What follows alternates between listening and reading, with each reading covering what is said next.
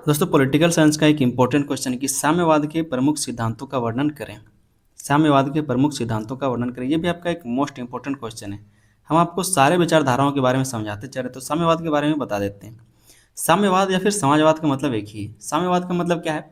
एक ऐसा विचारधारा जहाँ पर एक ऐसे समाज की कल्पना की जाती है जहाँ पर कोई भी भेदभाव ना हो, कोई अमीर गरीब ना हो, सभी को बराबर अधिकार मिले, सभी को समान अवसर मिले और सभी में जो संसाधनों का वितरण हो समान हो। ठीक है, उसी को साम्यवाद कहा जाता है। समझते हैं हम लोग इस क्वेश्चन के आंसर को बिल्कुल डिटेल में समझेंगे। 100% गारंटी के साथ आपको ये सब कुछ समझ में आ जाएगा। वीडियो को क्या करना है, आपको अंत तक देखना है और चैनल पर नहीं तो आप लोग चैनल को सब्सक्राइब जरूर कर लीजिएगा।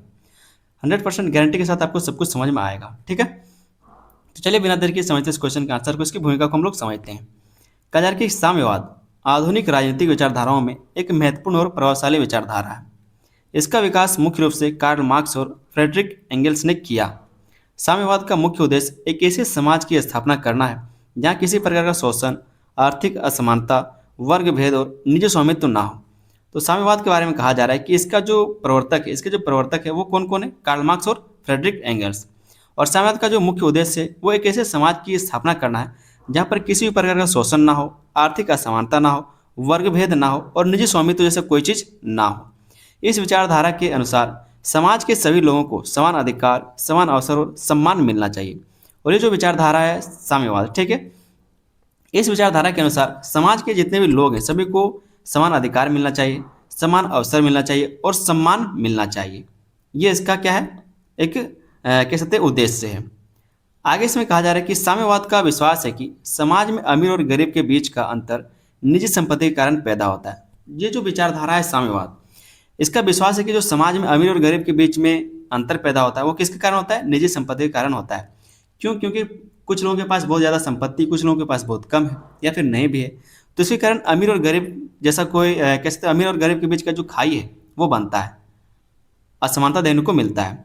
इसलिए उत्पादन के साधनों पर निजी स्वामित्व समाप्त करके समाज या फिर राज्य का नियंत्रण स्थापित किया जाना चाहिए। इसलिए कहा जा रहा है, ये जो आपका कह सकते हैं कि ये जो साम्यवाद है ये कहता है इसीलिए जो निजी स्वामित्व है उसको समाप्त कर देना चाहिए और समाज या फिर राज्य का नियंत्रण उस पर कर देना चाहिए। ठीक है, अंततः ऐसा समाज बनाया जाए जहाँ सभी लोग समान हो और किसी पर शोषण ना हो। और क्या कहा जा रहा है? किसी पर शोषण ना हो, ऐसे समाज बनाया जाए। और ऐसा कब बनेगा? जब सभी लोग बराबर होंगे, कोई अमीर गरीब नहीं होगा, क्योंकि अमीर लोग गरीब का शोषण करते हैं। और जब संपत्ति ही बराबर हो जाएगा, ये सब जो निजी संपत्ति का कह सकते हैं नियंत्रण ही अगर राज्य के पास चला जाए, फिर समाज के पास चला जाए, तो फिर कोई गरीब अमीर बचेगा नहीं, तो फिर शोषण कैसे हो सकता है? ये इसका सोच है, ये इसका क्या है? विचार है साम्यवाद का। आगे दोस्तों हम लोग यहाँ पर साम्यवाद की परिभाषा को समझते हैं। जो साम्यवाद है वो चाहे आपको समझ में आ गया होगा, यहाँ पर परिभाषा किस तरह से लिखना वो समझिए। साम्यवाद व राजनीति सामाजिक और आर्थिक विचारधारा है जो निजी संपत्ति का विरोध करती है तथा वर्ग विहीन, शोषण मुक्त, समानतापूर्ण और राज्य विहीन समाज की स्थापना का समर्थन करती है। एक ऐसा विचारधारा है जो निजी संपत्ति का विरोध करता है, क्योंकि समाज में जो समस्याएं हैं वो निजी संपत्ति के कारण उत्पन्न होता है। जो समाज में अमीर गरीबी है वो निजी संपत्ति के कारण उत्पन्न होता है, तो निजी संपत्ति का ये विरोध करता है तथा वर्ग विहीन समाज की कल्पना करता है, शोषण मुक्त, समानतापूर्ण, राज्य विहीन समाज की समर्थन करता है। ठीक है, मतलब कैसे स्थापना की समर्थन ये करती है जो विचारधारा है। आगे दोस्तों हम लोग देख लेते हैं कुछ विद्वानों की परिभाषा। पहले विद्वान कार्ल मार्क्स है। कार्ल मार्क्स क्या कहते हैं इसके बारे में वो समझिए। कार्ल मार्क्स कहते हैं कि साम्यवाद एक ऐसा समाज है जहाँ प्रत्येक व्यक्ति अपनी क्षमता के अनुसार कार्य करेगा और अपनी आवश्यकता के अनुसार प्राप्त करेगा। साम्यवाद क्या है? एक ऐसा समाज है जहाँ पर प्रत्येक व्यक्ति क्या करेगा? अपनी क्षमता के अनुसार काम करेगा और जितनी उसकी आवश्यकता होगी उसके अनुसार वो प्राप्त करेगा। मतलब जितना उसका ताकत है, जितना उसके पास दिमाग है, उस हिसाब से वो काम करेगा, उतना सब कुछ धन अर्जित करेगा। लेकिन जितना उसकी आवश्यकता है सिर्फ उतना ही वो क्या करेगा? प्राप्त करेगा। ज़्यादा हो रहा है तो किसी और को दे देगा। ठीक है, दूसरा जो यहाँ पर हम लोग विद्वान देखते हैं वो है फ्रेडरिक एंगल्स। ये कहते हैं कि साम्यवाद वह व्यवस्था है जिसमें उत्पादन के साधनों पर पूरे समाज का अधिकार होता है।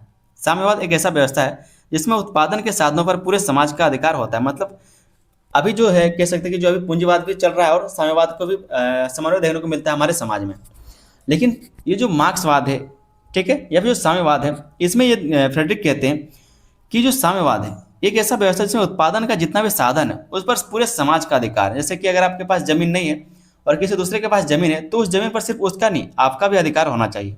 अगर आपके पास ट्रैक्टर है जुताई करने के लिए तो आपके पास ट्रैक्टर का अधिकार होना चाहिए, आप उसका ट्रैक्टर यूज कर सकते हैं, उसका जमीन को यूज कर सकते हैं। तो सभी के पास सारे जो उत्पादन के साधन है वो होने चाहिए, या फिर अगर आपके पास नहीं है तो दूसरे के संसाधन पर आपका अधिकार होना चाहिए। ये कौन कहता है? फ्रेडरिक एंगल्स कहते हैं। आगे दोस्तों हम यहाँ पर देख लेते हैं साम्यवाद के प्रमुख सिद्धांत। साम्यवाद के प्रमुख सिद्धांत हम आपको बता दें फिर से कि साम्यवाद का मतलब क्या होता है। साम्यवाद का मतलब होता है जहाँ पर सभी लोग बराबर हो, कोई अमीर गरीब ना हो। जैसे कि मान लीजिए किसी के पास जमीन है, किसी के पास नहीं है, तो ऐसा साम्यवाद नहीं चलेगा। साम्यवाद का मतलब है कि जहाँ पर अगर आपके पास जमीन नहीं है तो जिसके पास है वो आपको जमीन दे, ठीक है। जहाँ पर जो संसाधन है वो सभी का हो, सभी में बराबर बंटा हो, उसको बोलते हैं साम्यवाद। तो साम्यवाद का जो पहला सिद्धांत वो है वर्ग विहीन समाज की स्थापना। वर्ग विहीन समाज की स्थापना करना साम्यवाद का प्रमुख सिद्धांत है। इसमें कहा जाता है कि साम्यवाद का सबसे महत्वपूर्ण सिद्धांत वर्ग विहीन समाज की स्थापना है। इसके अनुसार समाज में अमीर और गरीब, पूंजीपति और मजदूर जैसे वर्ग नहीं होने चाहिए।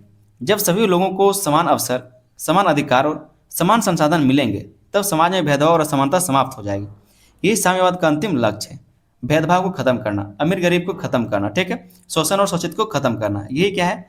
साम्यवाद का प्रमुख सिद्धांत, प्रमुख लक्ष्य है, वर्ग विहीन समाज की यह स्थापना करना, ठीक है। दूसरा इसका सिद्धांत वो है निजी संपत्ति का विरोध। ये निजी संपत्ति का विरोध करता है, जो साम्यवाद है वो निजी संपत्ति का विरोध करता है, क्योंकि समाज में जो अमीर गरीब का भावना है वो कैसे पैदा होता है? निजी संपत्ति के कारण होता है। समाज में जो असमानता देखने को मिलता है वो किसके कारण होता है? अमीर गरीबी के कारण होता है। और अमीर गरीबी कहाँ से आता है? निजी संपत्ति के कारण आता है। इसलिए जो साम्यवाद विचारधारा है वो निजी संपत्ति का विरोध करती है। साम्यवाद का मानना है कि निजी संपत्ति शोषण और आर्थिक असमानता का सबसे बड़ा कारण है। जब कुछ लोगों के पास अधिक संपत्ति होती है और अधिकांश लोग गरीब रहते हैं तो समाज में असमानता बढ़ती है। इसलिए उत्पादन के प्रमुख साधनों पर किसी एक व्यक्ति का अधिकार नहीं होना चाहिए। इसलिए जो उत्पादन का प्रमुख साधन है उसके पीछे किसी एक व्यक्ति का अधिकार नहीं होना चाहिए, बल्कि सारे लोगों का उस पर अधिकार होना चाहिए। किसका मानना है? साम्यवाद का मानना है। और ये इसका दूसरा सिद्धांत है, निजी संपत्ति का ये विरोध करता है। तीसरा जो इसका हम लोग कह सकते हैं जो सिद्धांत है वो है उत्पादन के साधनों पर सामाजिक स्वामित्व। जो उत्पादन के साधन उस पर सामाजिक स्वामित्व होना चाहिए, मतलब सामाजिक क्या होना चाहिए? कह सकते हैं अधिकार होना चाहिए। साम्यवाद के अनुसार भूमि, कारखाने, मशीनें, खदानें, परिवहन और अन्य उत्पादन के साधनों पर पूरे समाज या फिर राज्य का स्वामित्व होना चाहिए। या तो पूरे समाज का होना चाहिए या फिर राज्य का होना चाहिए, ताकि सभी लोग उसका यूज कर सकें। इससे उत्पादन का लाभ केवल कुछ लोगों तक सीमित न रहकर पूरे समाज को प्राप्त होगा और सभी लोगों के जीवन स्तर में सुधार होगा। लेकिन अगर आप कल्पना करेंगे तो आपको समझ में आएगा कि ऐसा नहीं हो सकता। अगर कोई आदमी जो है वो बस चला रहा है, 10 बस चला रहा है, तो 10 बस का वो अकेले मालिक है। लेकिन अगर वो बस का पैसा सारा बांट देगा तो फिर कोई क्यों चाहेगा कि हम वहाँ पर बस चलाएं और फिर पैसा सब में बांट दें। लेकिन ये भी कहता है, ये जो सिद्धांत है, जो साम्यवाद विचारधारा, ये भी कहता है कि सभी लोग बराबर काम करेंगे, सभी लोग अपनी क्षमता के हिसाब से काम करेंगे, लेकिन प्राप्त उतना ही करेंगे जितना उसकी आवश्यकता है, ठीक है।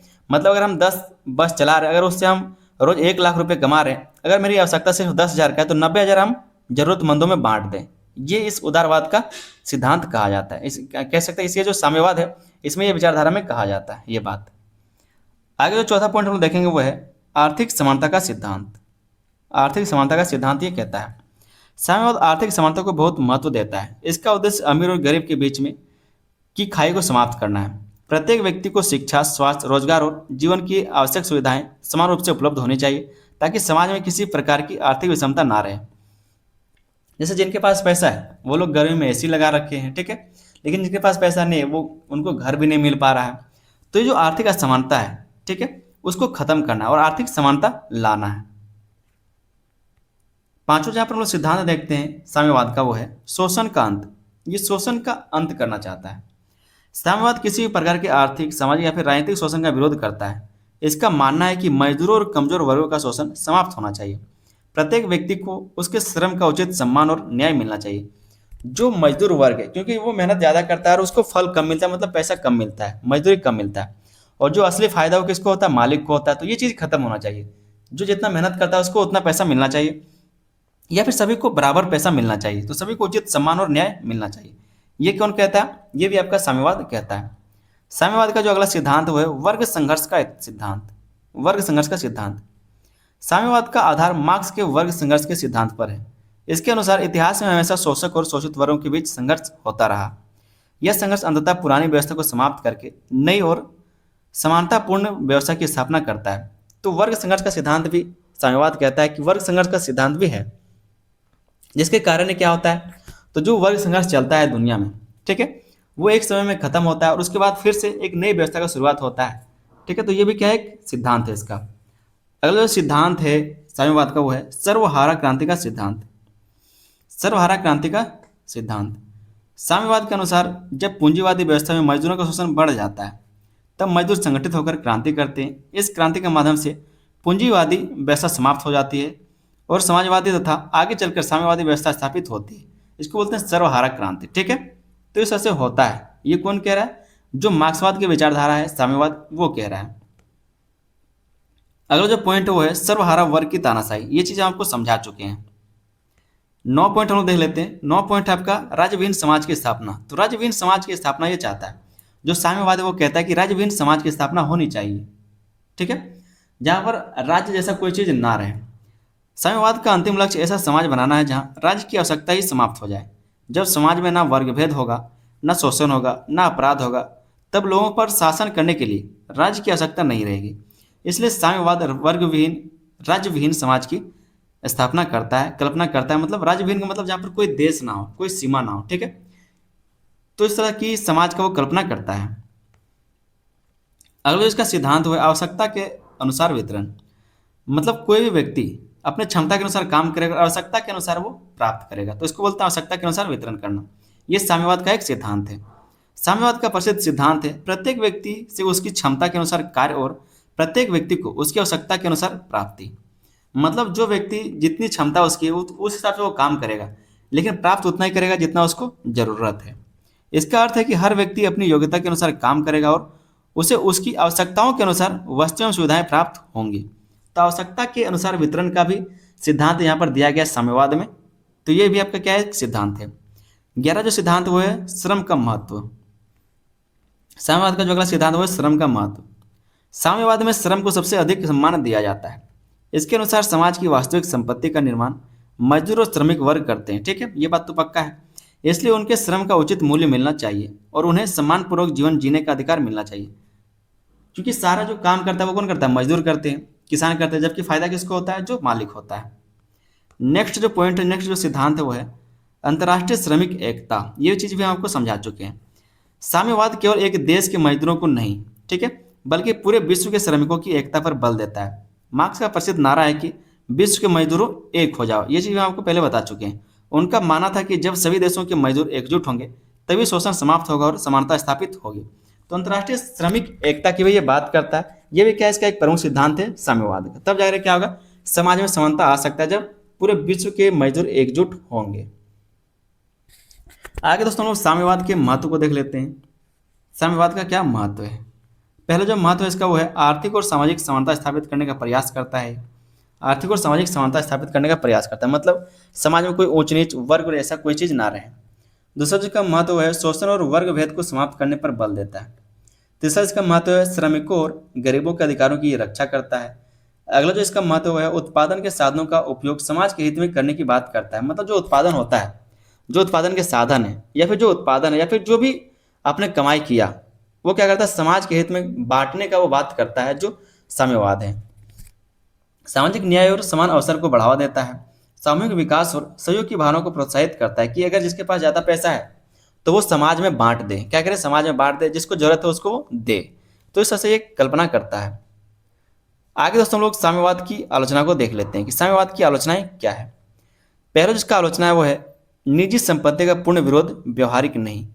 निजी संपत्ति का ये विरोध करता है। जो साम्यवाद है वो निजी संपत्ति का विरोध करता है, या फिर जो मार्क्सवाद है वो खुद क्या करता है, निजी संपत्ति का विरोध करता है, जो व्यवहारिक नहीं है, मतलब अच्छा नहीं है। निजी संपत्ति लोगों को मेहनत, नवाचार और निवेश के लिए प्रेरित करती है, इसलिए इसका पूर्ण विरोध व्यवहारिक नहीं माना जाता। अगर निजी संपत्ति का विरोध करेंगे तो कोई क्यों चाहेगा कि हम काम करें, क्योंकि अगर काम जो कर रहा है उसको भी पैसा बांटना है तो हम क्यों काम करेंगे, हम घर में बैठे हुए रहेंगे, हमको पैसा मिल जाएगा। तो निजी संपत्ति क्या करता है, लोगों में मेहनत, नवाचार और निवेश के लिए वो प्रेरित करता है। दूसरा जो इसकी आलोचना वो है राज्यविहीन समाज की कल्पना कठिन। कोई भी आज तक राज्यविहीन समाज की कल्पना नहीं कर सकता। हालांकि यहाँ पर जो साम्यवाद है या फिर जो मार्क्सवाद है वो राज्यविहीन समाज की कल्पना करता है। आज तक कोई भी देश पूरी तरह राज्यविहीन समाज स्थापित नहीं कर पाया है।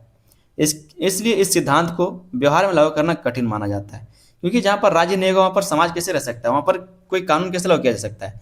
जबकि जो साम्यवाद है वो ये भी कहता है कि जब कोई शोषण है ही नहीं, वर्ग कोई है ही नहीं, तो फिर यहाँ पर आप असमानता या फिर कैसे समस्याएं उत्पन्न होंगी ही नहीं, अपराध होगा ही नहीं, तो राज्य का जरूरत है ही नहीं। ठीक है, ये बात भी ये कहता है। तीसरा जो इसकी आलोचना है वो है व्यक्तिगत स्वतंत्रता पर प्रभाव। कुछ साम्यवादी देशों में राज्य का नियंत्रण बहुत अधिक हो गया है, जिससे नागरिकों की व्यक्तिगत स्वतंत्रता सीमित हो गई। तो व्यक्तिगत स्वतंत्रता पर भी इसका प्रभाव देखने को मिलता है। चौथा जो पॉइंट है वो है आर्थिक प्रोत्साहन की कमी। यदि सभी लोगों को समान लाभ मिलेगा तो कुछ लोगों में अधिक मेहनत करने की प्रेरणा कम हो सकती है। इससे उत्पादन और आर्थिक विकास प्रभावित हो सकता है। यही बात है कि अगर बैठे बैठा ऐसा पैसा हमको मिल रहा है तो हम काम क्यों करेंगे, नहीं करेंगे। तो ये सोच आदमी में आ सकता है। उम्मीद करते हैं कि क्वेश्चन का आंसर को समझ में आया होगा। आगे एक छोटा सा निष्कर्ष जरूर लिख लीजिएगा कि साम्यवाद समानता, सामाजिक न्याय और शोषण मुक्त समाज की स्थापना का समर्थन करने वाली एक महत्वपूर्ण विचारधारा है। इसने श्रमिकों के अधिकारों, आर्थिक समानता और सामाजिक न्याय के प्रश्नों को विश्व स्तर पर प्रमुखता दी। यद्यपि इसके कुछ सिद्धांत व्यवहार में पूरी तरह सफल नहीं हो सके, फिर भी आधुनिक राजनीति, समाज और अर्थव्यवस्था पर इसका गहरा प्रभाव आज भी दिखाई देता है। तो इससे एक छोटा सा आप लोग निष्कर्ष जरूर लिख लीजिएगा। ये आपका पॉलिटिकल साइंस मेजर का लास्ट वीडियो है, और इसके बाद आपका जो कंप्लीट सिलेबस वो हो गया है। ठीक है, प्लेलिस्ट हम बना दें, इसका लिंक डिस्क्रिप्शन में जाके आप लोग चेक कर लीजिए और तैयारी आप लोग शुरू कर दीजिए। साथ में अपने दोस्तों में इसको शेयर भी जरूर कर दीजिएगा। अगर अभी तक आप लोग चैनल पर नए हैं तो आप लोग चैनल को भी सब्सक्राइब जरूर कर लीजिएगा। वीडियो को लाइक कर दिए और अपने दोस्तों में इसको शेयर कर देना है। मिलेंगे हम लोग किसी अगले वीडियो में, तब तक के लिए धन्यवाद। जय हिंद।